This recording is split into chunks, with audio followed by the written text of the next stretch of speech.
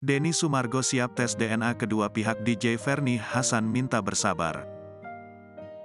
Denny Sumargo telah menyetujui tantangan DJ Ferny Hassan untuk melakukan tes DNA kedua terhadap anaknya. Denny Sumargo pun telah menandai akun Instagram kuasa hukum DJ Ferny Hassan terkait kesediaannya melakukan tes DNA. Namun, pihak DJ Ferny Hassan meminta Denny Sumargo untuk sabar menunggu.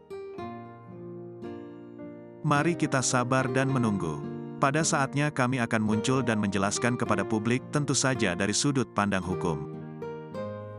Hal ini diketahui dari unggahan Denny Sumargo yang mengunggah pesan warganet, yang memberitahunya terkait pernyataan kuasa hukum DJ Ferny Hassan. Suami Olivia Alan ini pun menuliskan kalimat seolah dirinya tak sabar untuk melakukan tes DNA kedua terhadap anak DJ Ferny Hassan. "Woi tes DNA. Woi tes DNA kedua jadi gak?" tulis Denny Sumargo emosi di Instagram Story.